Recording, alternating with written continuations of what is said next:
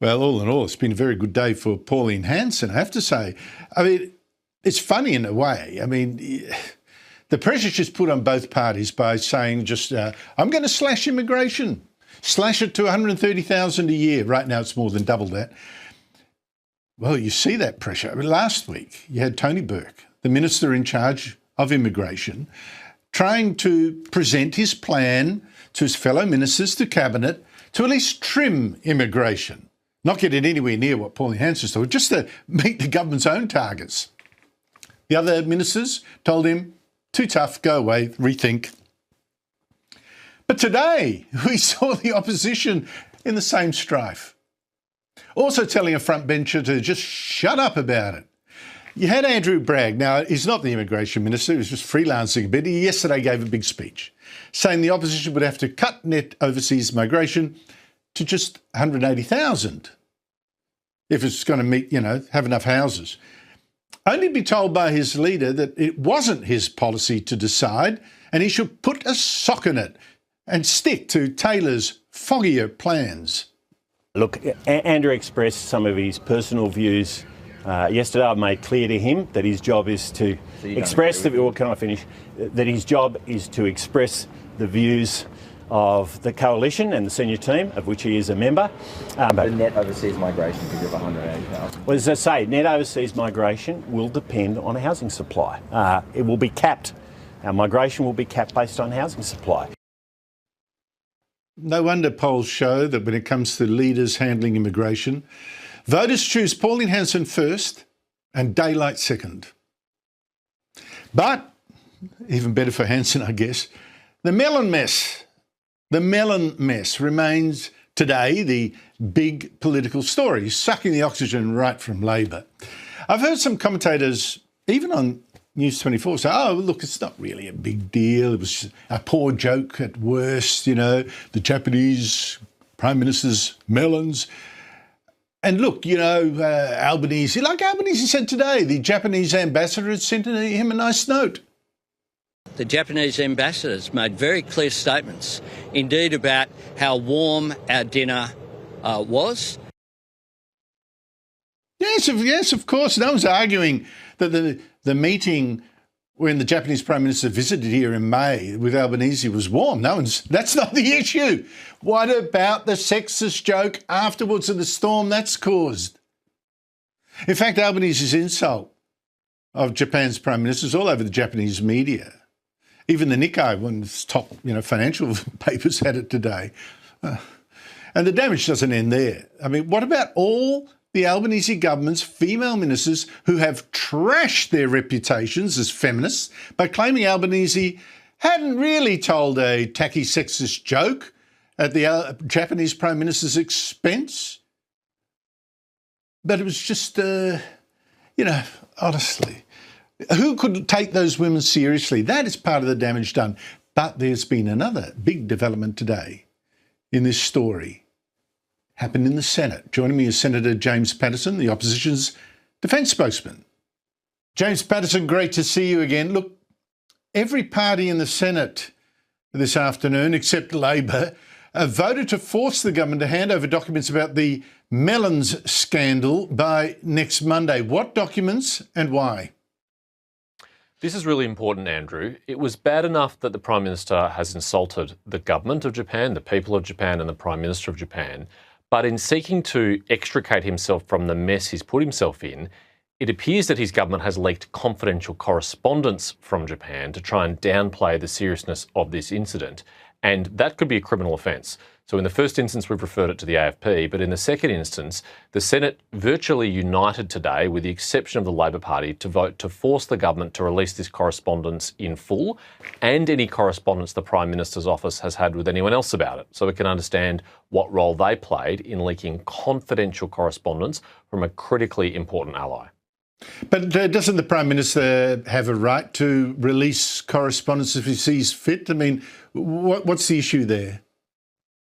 Well, firstly, he hasn't transparently released it. He hasn't just published it and said, I'm doing this. It's been leaked by someone, presumably in his office. Secondly, this is confidential correspondence from a really close and important ally of Australia. They weren't consulted about the release of this information. In fact, they've been quoted by media outlets this week saying that they were surprised to see it in the public domain. If our allies can't have confidence in us that we'll protect their correspondence, how can they trust us to keep their secrets in a dangerous and uncertain world? So I think it's very important this be investigated and we get to the bottom of it.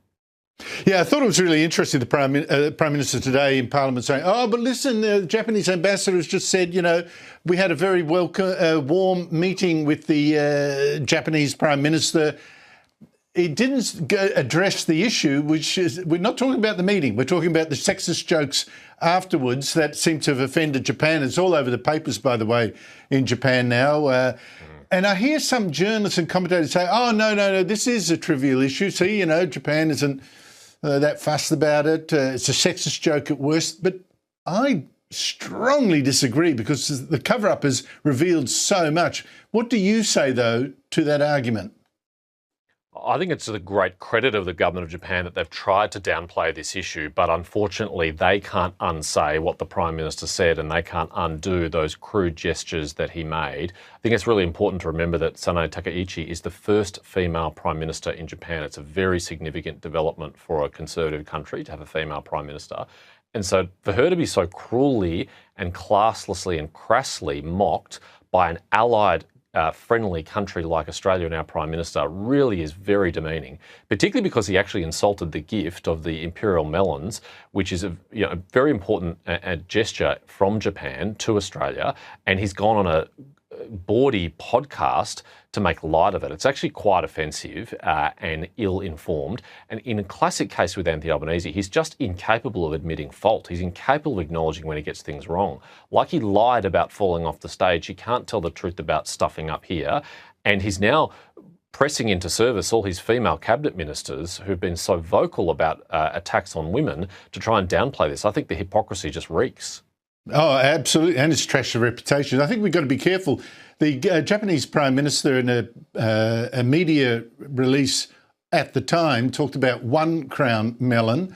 There might have been 2, but her press release nominated 1. I think it's Albanese, for the sake of a joke, who talked about 2 like this, you know, obviously the joke wouldn't have worked with 1 melon. I know it's a trivial detail, but I think we've got to be clear about these things.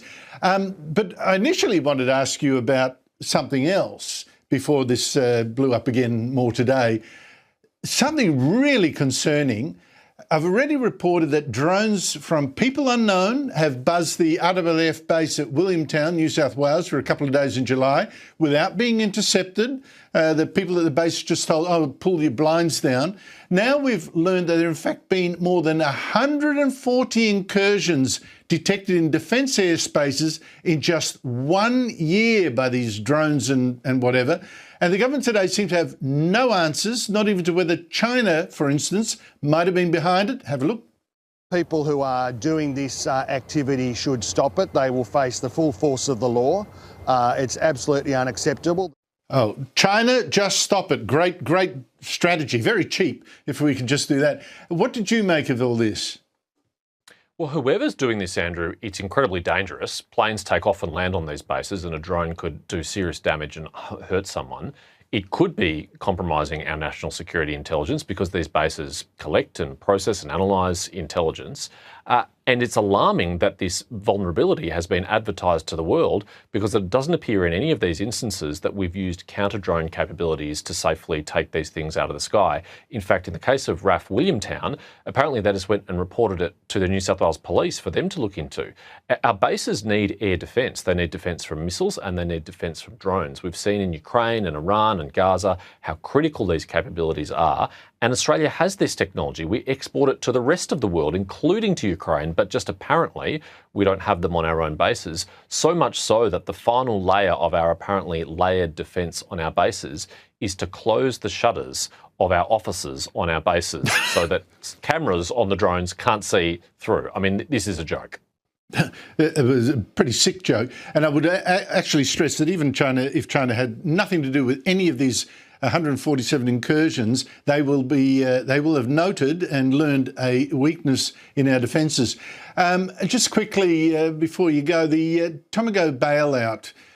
$2.5 million to each worker there. $2.5 million to each permanent job to save it, totaling up to $2.5 billion in all. Even if you add the, people indirectly employed, it works out to $500,000 per worker, this bailout deal. How can any jobs in the private sector deserve that kind of subsidy? Well, it is extraordinary expenditure of taxpayer money, and it is obviously unsustainable if every heavy industry in Australia needs to be bailed out by the federal government like this. It's not going to lead to more efficient or productive economy. And the particularly galling thing about it, Andrew, is it is only necessary because electricity has become so unaffordable because of an issue which you've pursued very consistently for a very long time, which is the ideology of net zero. And Labor cares more about their commitment to that ideology than they care about the workers or about our economic competitiveness or productivity. And so I think it's very important that my party has recognised that we are committed to abandoning net zero, because we want these industries to be able to stand on their own 2 feet. We don't want them to have to be bailed out like this. We're not going to be able to afford to bail everyone out like this. And so we need to make energy competitive and affordable again, and we will. Are you against that subsidy for Tomago? Well, I don't want to see it closed. Like, this is an important industrial facility. I don't want to see the aluminium smelting industry in Australia depart. I wish it wasn't necessary. Unfortunately, Labor has to put a Band-Aid on their broken energy policy. What we've got to do, Andrew, is fix our energy policy so that this isn't necessary in the future. Well, it's not a Band-Aid, it's the whole medicine cabinet on this thing, and the hospital as well. It's just sensational to me. And they keep doing it. They keep doing this. Is the fourth or fifth deal? I mean, it's just... Anyway, what a strange way to run an economy. James Patterson, thank you very much for your time. Thanks for having me, Andrew. A Prime Minister joking about fruit, drones buzzing over a fighter jet base like it is a Sunday barbecue, and a smelter so expensive to save that each job costs more than a beachside apartment. Welcome to Australian politics in 2026, where the plot twists write themselves and nobody in charge seems to be holding the pen. If you enjoy watching a government trip over its own shoelaces in real time, stick around, because today we are unpacking 3 scandals that are somehow all connected. Let us start with immigration, the political hot potato nobody wants to hold. Pauline Hanson wants annual migration slashed to 130,000, less than half the current intake. And here's the kicker. Both major parties are quietly panicking about it. Labor's own immigration minister proposed trimming numbers only for Cabinet to knock him back as too tough. Meanwhile, a coalition senator floated a similar idea and got publicly slapped down within hours. When both sides muzzle their own people for saying something too close to Hanson's line, that tells you who actually owns this issue. Now, speaking of things nobody wanted to hear, let us talk melons. Yes, actual melons.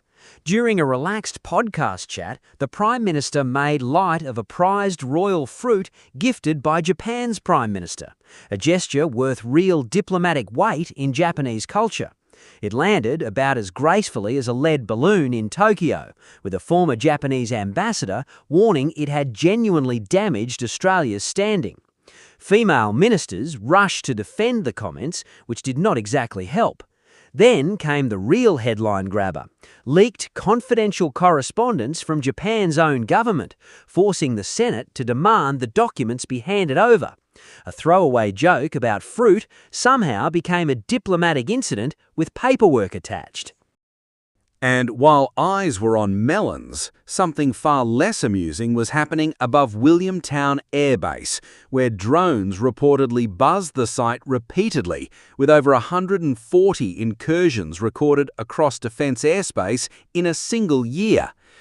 The response essentially was to pull the blinds down and call the local police. Australia builds and exports counter-drone technology to allies overseas, yet cannot seem to deploy it to protect its own runways. That is not just embarrassing, it is a genuine security gap. Finally, the Tomago aluminium smelter bailout, a multi-billion-dollar rescue package tied to soaring power prices, works out to an eye-watering sum per job saved. Supporters call it protecting Australian industry. Critics call it proof that energy policy has become more ideology than economics. Either way, it is taxpayers footing the bill for a crisis years in the making. 3 stories, 1 theme. A government reacting instead of leading. Thank you very much for watching.